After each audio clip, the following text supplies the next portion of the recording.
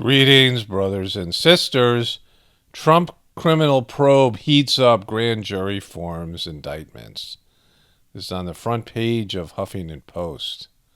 But here, an op-ed on MSNBC, this was on the front page of MSNBC today.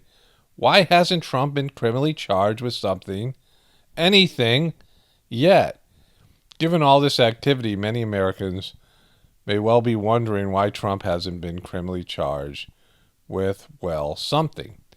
See, this is the belief by, I guess, Trump haters, that the accusations against Trump are all true, but the accusations against Joe Biden, Hunter Biden, and Hillary Clinton are all false, right? So you guys might remember when the election happened or whatever, when Joe Biden was declared the winner, and it looked like, Trump was done. I was wondering, and I talked about this in videos, how this would affect the media. Like, how would they be able to have life beyond Trump? Because the news media, specifically CNN, but MSNBC is, really close behind, has been obsessed with Trump for, the past 5 years, maybe 5.5. And their central news model, everything revolves around Trump. They've put Trump at the center of their universe. They hate him, but it's like he's their deity. Like, everything revolves around Trump. Like, I would turn on CNN or MSNBC in the past 5 years, and all their stories were somehow about Trump. Like, I used to say this. I made a whole video about this. Like, how they end up crapping on Trump when it was just some unrelated story, that somehow it was Trump's fault, right? Some unrelated story to Trump where he had no connection between the wrongdoings of the story. They would find a way to blame it on him. And so I was wondering how they move on from that, because their content is pretty crappy without Trump. Trump made them have better ratings and more content, and he was giving them stuff, tweeting every night and giving them stuff, potential content. And, how would he go on without them? Like, I have so many different sources of apocalaughs, that for me, any one of them can go down and I just move on to something else. I've, pivoted so many times. But I was like, how is the media going to pivot? And they just haven't. They said, we're not going to pivot. We're just going to live, even if Trump was dead, they'd resurrect him in some way, because they're going down with Trump. Like, Trump is still the center of their universe. Roughly left in his term. I don't know if that's a coincidence or not. Yeah. Paul, how does the grand jury process work? Joey just laid out 23 grand jurors, only need majority, only need probable cause. What else do we need to know? Well, John, it's an interesting thing, and very few people actually get to see what happens inside a jury room. Now, prosecutors do, because You need 3 guys for this, right? So this is the opening to the show on CNN. They're 7 minutes into it. Okay, so moving on to this here. Former President Trump responding to news of the grand jury convening without specifically referencing the Washington Post report. Trump said this in a statement, quote, "This is a continuation of the greatest witch hunt in American history. It began the day I came down the escalator in Trump Tower, and it's never stopped." Let's talk about this now. That was such a great day. Remember, he came down the escalator and it was something foreshadowed by The Simpsons. What a wonderful day that was. For CNN, like, their life, CNN was born that day. Their true purpose was revealed to them. Now, CNN chief political correspondent Dana Bash, who's also co-anchor of State of the Union, and CNN reporter Gabby Orr as well. Okay, Dana, what did you think? What's your reaction to this news about the grand jury?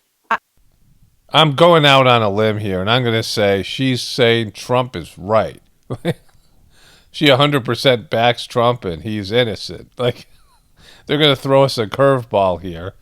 They're going to all of a sudden turn pro-Trump. Well, to the grand jury, it's obviously not good news for the former president. We don't know so many things.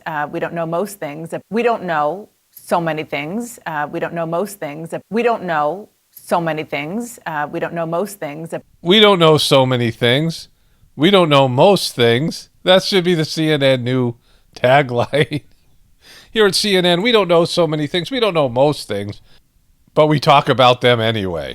About what they're actually convened for and whether or not they are trying to force his old business partner or the person who did all of his books, Weaselberg, to flip. Exactly. Nobody suspects anything from a guy named Weaselberg. Weaselberg is completely innocent. Or whether or not they really have the goods on the former president. They got the goods. Do they have the goods on the former president? What about the bads? Do they have the bads also? I think they have the bads, because CNN definitely has the bads for the former president. So as you see from the spinning wheel there in the center, this YouTube TV app, which I use to record the news and all these things, it works well on my computer, froze up. I just got an update, or I was about to get an update, so I've had all kinds of technical issues, sort of set me back, right? Just set me back by a couple hours.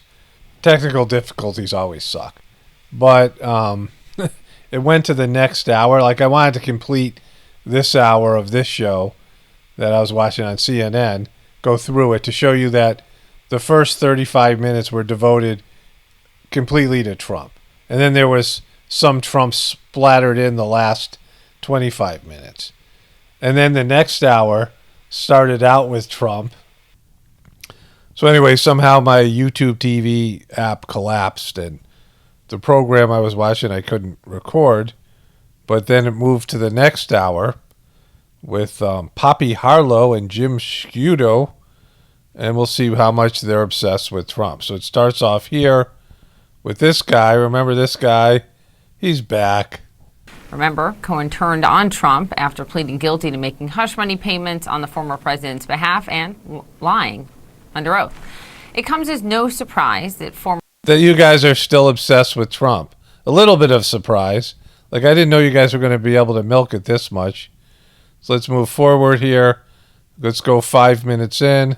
Idea of a specialized grand jury convening with the benefit of tax documents, the benefit of any documents related to... Okay, more Trump. Office. One, is that likely? In your view, is that what you're hearing? I'm hearing you guys are loving Trump again. You're obsessed with him. All right, let's move way forward. Here we go. Fauci's back. And Chinese state-run media has a new target, Dr. Anthony Fauci. Why they're going after him and why the controversy over the origins of this virus is far from over. They're talking about here. So their first half hour is devoted exclusively to Trump. They gave a little preview of something to do with Fauci and the Chinese press, which is coming, but right now they're still obsessed with Trump in the first half hour. Well, essentially right now what you have, Poppy, is one Republican Senator, Susan Collins of Maine, making very public the changes that she wants to see to the bill that would establish the January 6th commission. However... Yeah, all I hear is, wow, we love Trump. What would we do without Trump?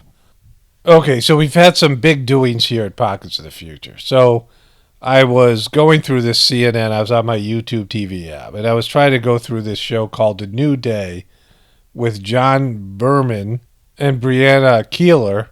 And I did the first part of it, and my microphone thing switched. I don't know how to explain it, but half of it was corrupted and wrecked.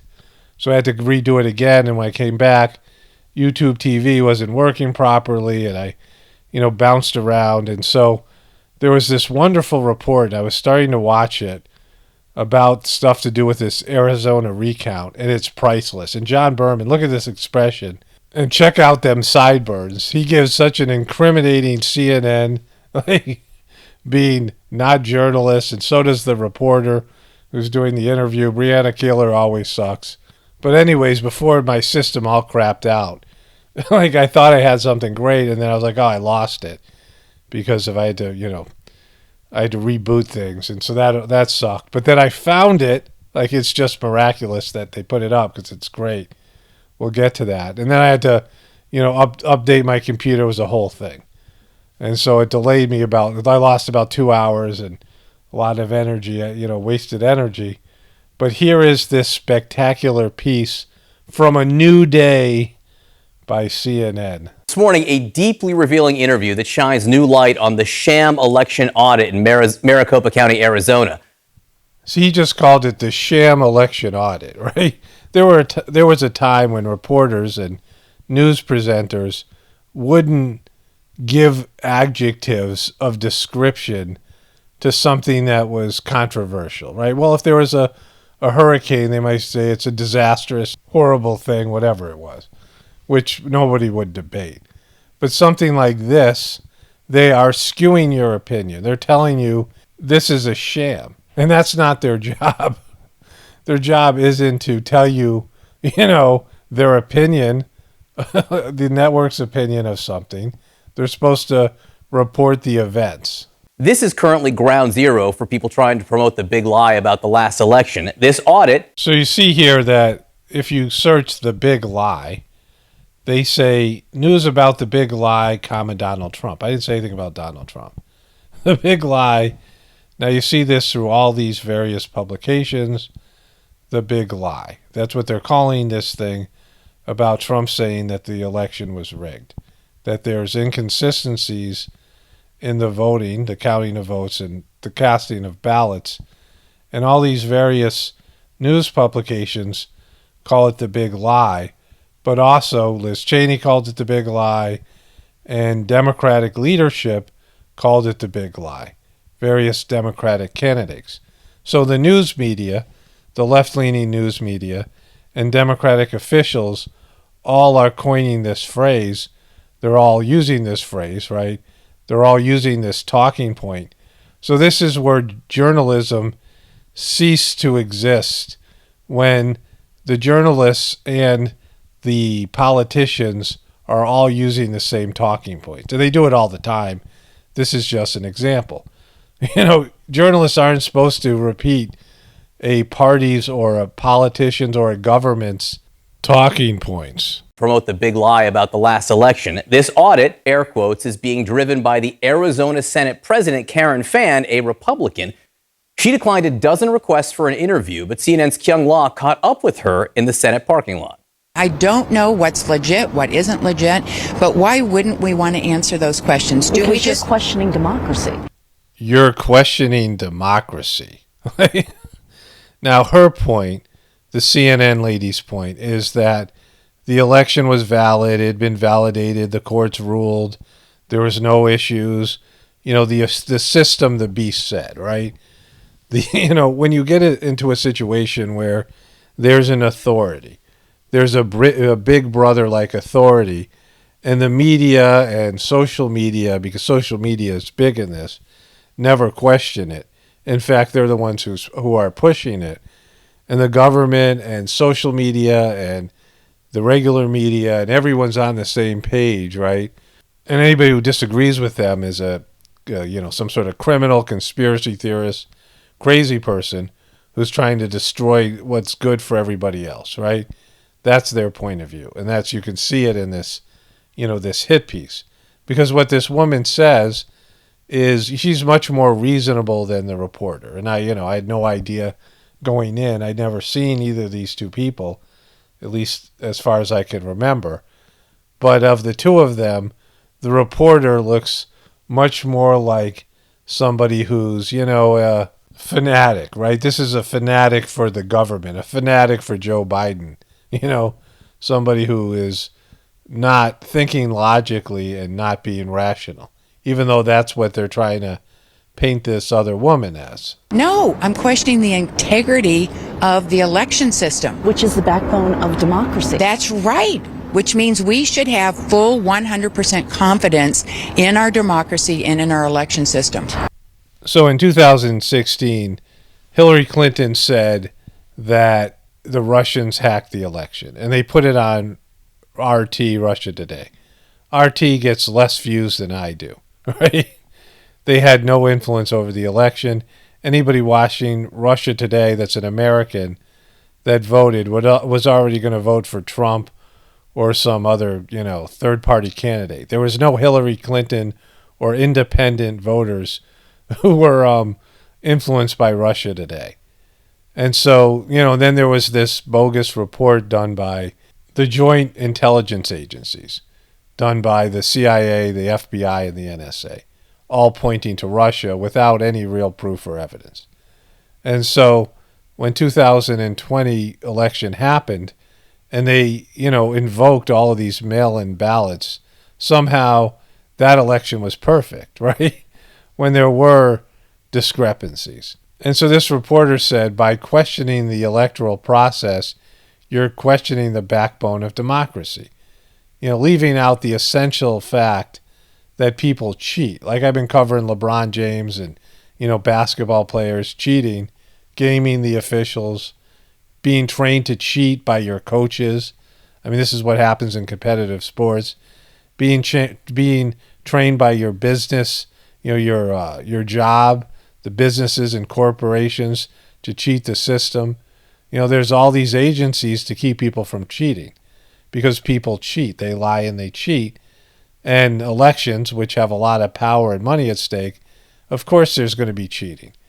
And so there was this documentary done by HBO. It's called Kill Chain, something to do with Kill Chain. And it talked about how these voting machines were horrible. And it was Democrats who were complaining and Republicans who were blocking them. Mitch McConnell was blocking, and so did Donald Trump, any sort of voter reform that ended up costing him in the election, right? But they were trying to get rid of some of these machines, the Democrats were. And they were all talking about how this was a system that was easy to rig.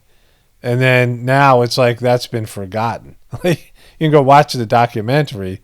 It's a well-done documentary. But it was Democrats who were pushing the idea that we needed election reform and we needed, to do things about voter fraud. But now they're saying there's none of that, right? CNN, if you question that, you're questioning democracy. But you're talking about trying to disprove conspiracies. If I have to, yes. Why wouldn't we? If somebody says something is out there, I would love to be able to say, that's not true, guys. Aren't you raising more questions by giving rise to these conspiracy theories? No. So I've said this before in so many videos. I'll do a short version here. But conspiracies exist. Most TV shows, most movies have some sort of conspiracy theory in them.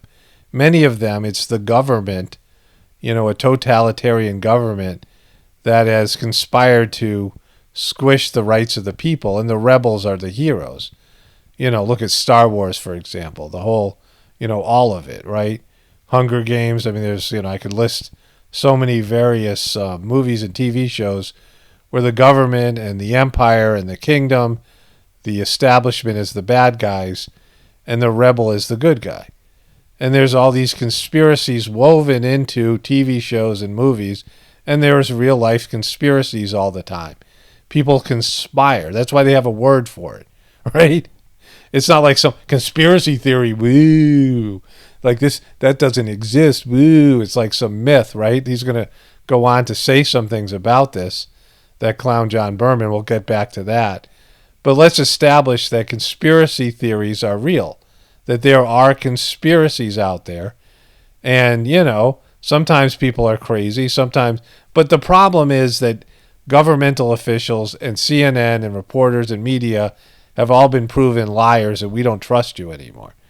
And so you can't blame people for coming up with conspiracy theories when you're a liar, right? If you're a liar and a cheater, then, people are going to not trust you. And that's happening.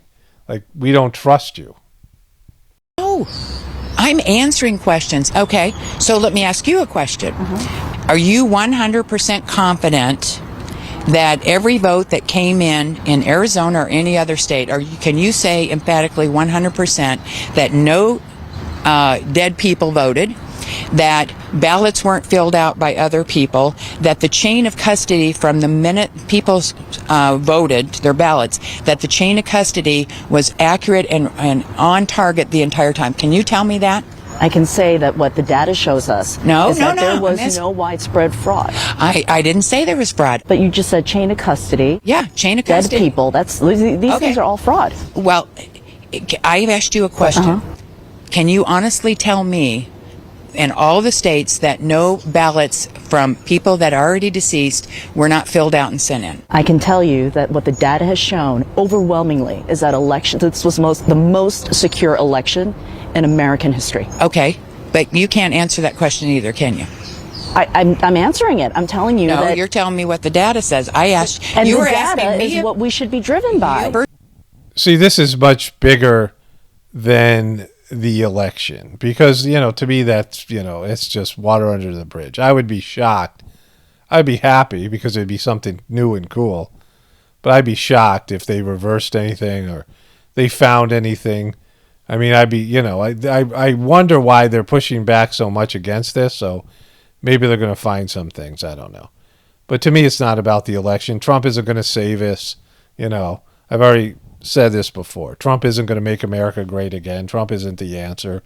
He was great for the show. And, if there's some sort of spin, I don't know, like this becomes controversial and there's some election debacle in the middle of the summer, I'll be into it, or I'll cover it, But to me, this is a much bigger issue here. And that is, you have an authority, you have an establishment, and they rule on things, and whatever they say becomes law.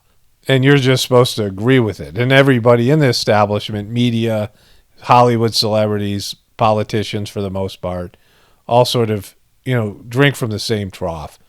And if you don't agree with it, you're crazy, you're a conspiracy theorist, you're a danger to society.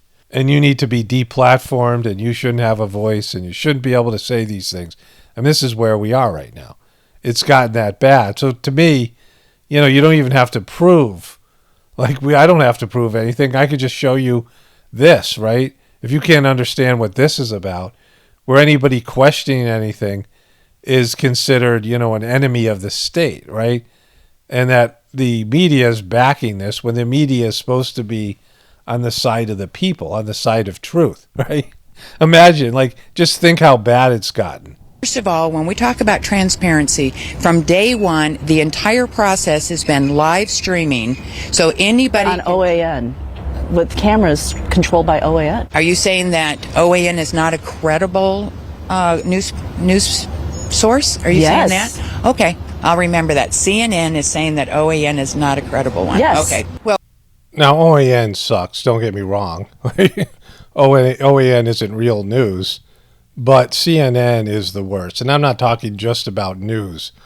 I'm talking about manipulation. I'm talking about, stupidity. I'm talking about, other than laughing at it and mocking it, there's no, value to it. It doesn't, I guess if there's a real disaster or crisis, they're there because, they have enough money and stuff, right? They can cover it. And so, yeah, maybe you tune into them because whatever. But other than that, it has no value. And, any of the news organizations can cover a real crisis. CNN just sucks on so many levels. I mean, I watch it, for these, things I do here. And every time I watch it, it's a complete bummer, how bad it is. We are paying the $150,000. We are paying for some of the security, and we are paying for the cost of the Coliseum. Well, we're paying for our fair share. Anything over and above that is being covered by others. I do not know who they are, but I know from the get-go there was a lot of grassroots people. I have been told that there are people sending in $10, $50 checks, $100 because they want to see this audit done. Do you believe this is helping democracy? Absolutely. Absolutely. Will you do this every election? It will be a lesson in democracy that we answer people's questions, and I want the people, I don't care if you're in Arizona or any state across the nation, if we have those kind of doubts, we owe it to them to answer their question. This will be the basis of a gold standard. So clearly the woman, and I think most people would agree with her just based, and most people who watch my channel are going to agree with her based in our beliefs, but just in terms of the I would say the legitimacy of our argument, that just, the being rational and things like that, where the other woman is completely triggered, right? It's an ambush interview, and you can't call that journalism or anything. She's just completely one-sided, and this is a hit piece. She's attacking the other woman. I think she got handled, but that's not the way CNN sees it. What a report by our Kyung Law with all of those questions and catching up with Karen Fan, who's very much behind this bogus audit in Arizona. But I mean, she's like a walking infomercial for conspiracy theory news. So this is the part where I referenced the earlier thing I said in the video about conspiracy theories. They exist because there are conspiracies. That's why there's a word for it, right? There have been so many conspiracies that have affected you in our government or historically. There's been lots of conspiracies. Murders, presidents being murdered, right? Things like that. Financial things. The fact that we have a Federal Reserve came out of conspiracy. And lots of these conspiracies brought about bad things. People lie and they cheat, right? And so, think about what she's saying. Breonna Keeler did a hit piece on Joe Biden. I've documented this in multiple videos in 2015, where they wanted Hillary Clinton, so they didn't want Joe Biden. So she listed all the things we know about Joe Biden, right? The sniffling, the snoozling, the groping, the weird stuff he does, his gaffes, right? His mental faculties. I mean, they had all of it, And now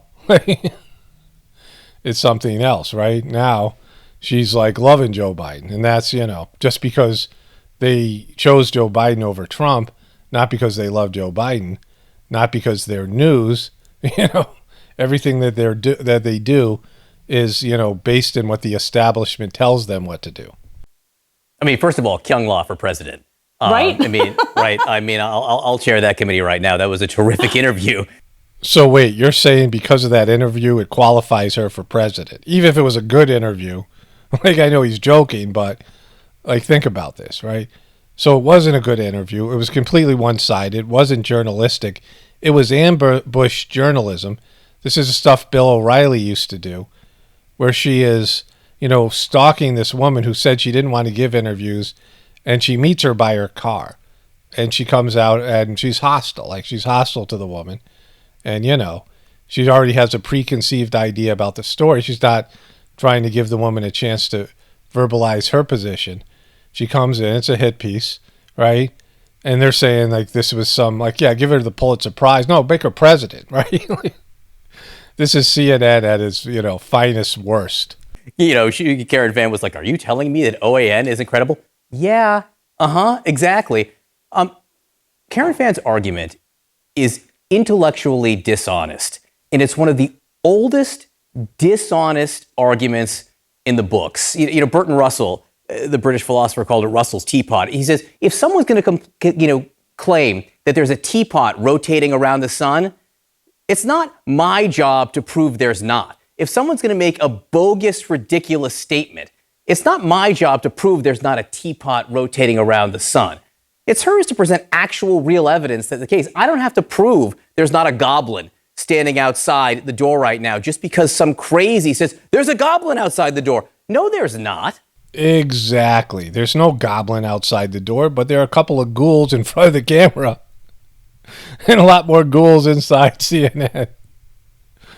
I don't have to go check to see if there's a goblin there just because some crazy makes that claim. It's intellectually dishonest. And you heard her making that case to Kyung there, who Kyung frankly wasn't having it. Yeah. I mean, the thing is, though, listening to her, and I wonder if you took this away, she seems very convinced of this. Yes, it is intellectually dishonest, but as she is seeing this, it makes complete sense. And there are so many people who support that point of view who are in support of this audit that you're seeing in Arizona, which she also seemed to be previewing as something that will happen again in the future. How do you project?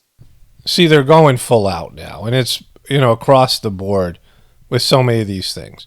If you're a Trump supporter, if you're a Republican, if you're a conspiracy theorist, they're grouping all these things in together. You're not legitimate. You don't have a legitimate point of view, and you're dangerous, and you shouldn't have positions like this, and you need to be controlled and shut down. And they're getting more aggressive about this, not just about their opinion, but how they police this thing. They're pressuring people who don't go along. And you see this with, there's lots of things on social media you can't talk about. There's censoring just outright, across the board. You can't even say the words, And so they're proving our point because that's a conspiracy. That's news media, that's the Democratic Party, that's social media, that's, companies like Amazon, all these various companies that are working together to push a point of view. That this is going to be something that happens. It's like you're projecting that you're going to challenge the outcome of every election you don't like. It's chasing Bigfoot. Prove to me Bigfoot doesn't exist. I don't have to. You just heard it. John Berman, this guy's laying it down. He's laying down the law. He doesn't have to prove Bigfoot doesn't exist. He's a real gem. He was a star of this thing, right? And so he's comparing election fraud to Bigfoot. Election fraud happens every election. People are always trying to cheat. People are liars and cheaters. That's not Bigfoot. That's not, a myth. I mean, that's not something that is, harder to prove. I don't have to prove that people are cheaters and liars. I don't have to prove that CNN's dishonest, right? I don't have to prove it. You're proving it for me. That's the real, that's the real way to look at this. The media is obsessed with Trump, and, that's going to continue apparently for the next, I don't know, until he dies, I guess. And so there's this. Couple of bees work together to take off the top of a Fanta and get the sugar inside so they can make honey out of this wonderful orange beverage. Look at them work together. Those are bees doing bee-like things. Seth Rogen tells fellow comedians to get over cancel culture. And when did Seth Rogen become a comedian?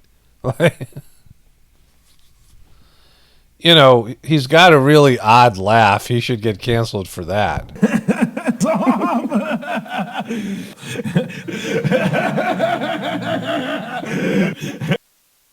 And he likes to smoke pot with Snoop Dogg.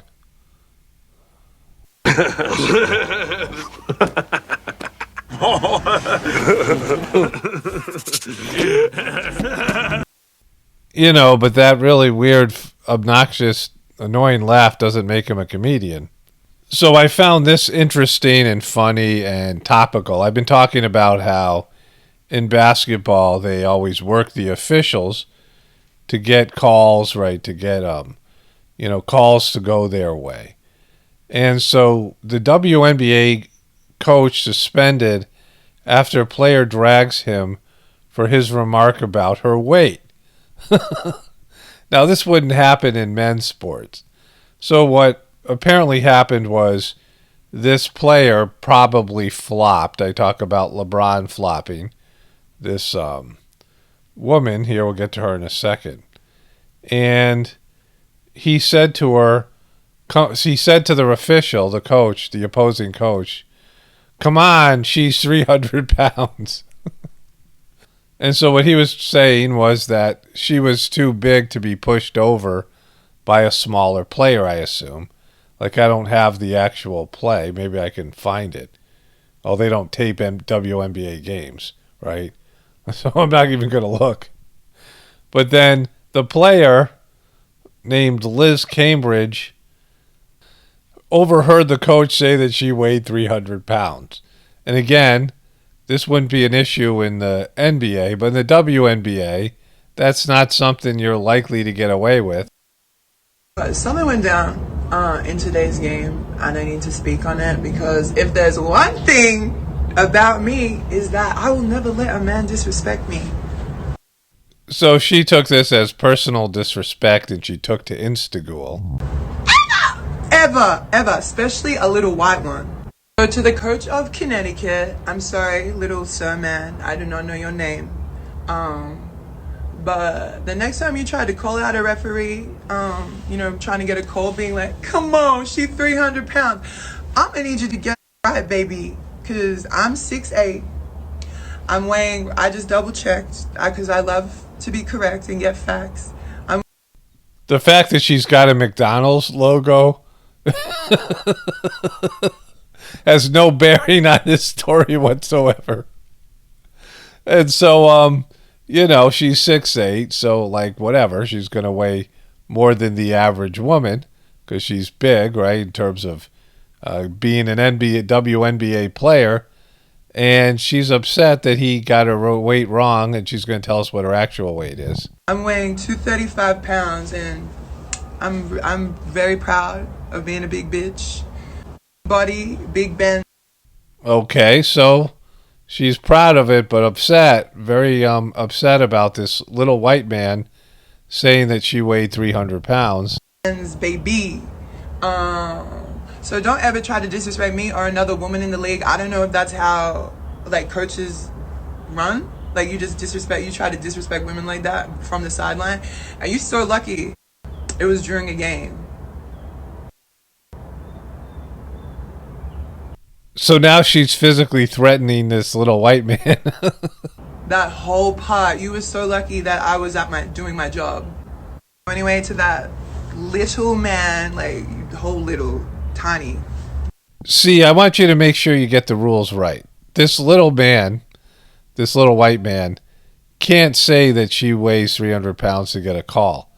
But she can threaten him and say everyone how small he is, right? And talk about his, being small in a derogatory way. So there's rules here, right? And he's suspended because there's rules. Like, where is you? Stop trying to protect your insecurities, baby. Pick up the phone, call the psych, because you projecting some bullshit right now. And next time you try to disrespect me, remember, I'm 235. It might seem like 300 pounds to your little ass. I'm 235, baby. Oh, I do have to say one more thing. It's great when people come back onto Instagoal, like they've been stewing about something, and they come back in because they didn't get it all out. I think there's a big difference between players and players, like talking shit on the court. But for a coach for another team to be yelling like protected abuse, because we can't do nothing back, it's just crazy to me. So first of all, for the coach saying to a woman, for a man to say to a woman or around a woman, with the earshot of that woman, I think, what does she weigh, like 300 pounds? He's got to be brain dead for any man to say something like that. He gets what he gets. He deserves whatever he gets because of just plain out stupidity. Like he must be, an older person. He's a coach. And if he hasn't learned, he's a woman's coach. And if he hasn't learned that you don't ever suggest that a woman weigh 300 pounds or 200 or really talk about their weight at all. Like if a woman like somehow weight or being fat or how she looks or any of these things, if you learn anything as a man from this YouTube channel, if a woman brings up anything to do with weight, like what you do is like a second reference to Over the Hedge. Pretend you're the opossum from Over the Hedge and play dead because it's something that you should learn. But in terms of rules of engagement, right? Now, he wasn't trying to insult her. Maybe he was. We don't know. I don't know. I don't have the video. But I think he was upset at the official, and he thought it was a bad call because whatever happened, with her, bullying some other smaller player or something, or falling over because of some other smaller player. That's what I think happened. And so, he was, whatever he was doing, and he suggested that she was 300 pounds, which was stupid on his part. But then she came back and she talked about his height and how small he was, and she threatened him in various ways, right? Like she was being derogatory for him for being small and, and saying he was crazy and all these things. She went after him, personally, where he did this thing not intentionally, right? Like she was collateral damage. And, if you want equality, if women want equality, you can't have a separate set of rules, right? Like this is, he went after her. He said something to her, of course, the weight thing, right? And then she went after him, threatened him, made fun of him, and then he gets suspended. And so if you, if you want equality, and I'm just saying, because I don't care. I thought the whole thing was great. I mean, I enjoyed it, so it was entertaining for me. But, in terms of just the rules of engagement, because men are simple, right? We don't, And so if you're going to have equality, you're going to go after somebody, right? Because if this was two men, like, you can't trade insults and then one of them gets suspended and the other one doesn't, right? You see this in the NBA all the time. People push each other. One person pushes and the other guy does something back, and they call it double technical or a double penalty in football or whatever it might be, right? And so, offsetting penalties. And so, this was, both of them were taking shots at each other, but just the dude gets suspended, right? And he's getting rolled up on social media. And so, that's not equal, right? If you want equality, then you have to have equality. And so Alyssa Milano is making a PSA here. And she said some things that I found quite interesting. I'm not sure when I will feel like myself again, and that's hard for me to admit. She doesn't want to admit she's been sick with the COVID. She's a long hauler. She's going to explain in a second here. I got COVID. So many others died, and yet I'm lucky. I'm still here. Well, the first piece to this is she actually lucky? Because fact check, this is from USA Today, that does COVID have a mortality rate of 1 to 2%? And they're supposed to be fact checking, but they actually agree with it, and they say the figures cited on social media aren't that far off from mainstream projections. The figures cited on social media aren't far off from mainstream projections. They may even be pessimistic about how likely someone is to survive a bout of COVID. Dr. Anthony Fauci testified to Congress that the mortality rate may be as low as 1% when accounting for people who are infected but don't develop symptoms severe enough to be tested. So even less than that, possibly. Because I'm one of those people. And please, for the love of God, I'm going to talk about having COVID right now. And if you're a person that believes that COVID doesn't exist and you have this compulsion to say that I had the flu or the common cold or whatever it is that you want to say, like, you can believe whatever you want. I don't care. I know that there's some people that believe COVID doesn't exist. My experience of having it proved to me that it does, and it wasn't the flu. It wasn't a bad case of the flu. It's nothing like the flu, at least in my experience. I was sick for 2 weeks, weird, just strange disease on every level, weird symptoms. I never got tested. It got really bad for 3 or 4 days, and then it ravaged my body, messed up my body. I got blood work done, and I wasn't the same for 3 or 4 months. And then I had some, weird thing that happened when it got cold again, and then, I feel a lot better now. But it had, bad effects, much worse than the flu or anything. So weird stuff, And if you're a person that's like, oh, that doesn't exist, I watched a video, you're what I call a flubie. And so it's just an automatic ban. Don't bother. I know that people believe it doesn't exist. You don't need to say anything. It doesn't exist. You had the flu. You had the flu, and somebody will still do it, even though I put up this boundary. But anyways, she says she's lucky. And at, best, it's a 1% death rate. And it's for people who have multiple pre-existing conditions, and usually older people. So she would be, her level of, I don't know, she must be younger than me, in her 40s or, early 50s or whatever it is, right? And so she was highly unlikely to die. It would have been really bad luck if she died. But anyways. And that's hard for me to admit. I got COVID. So many others died, and yet I'm lucky. I'm still here. But so are my long-haul symptoms. She's a long hauler. And even the best doctors and scientists don't know what to expect moving forward.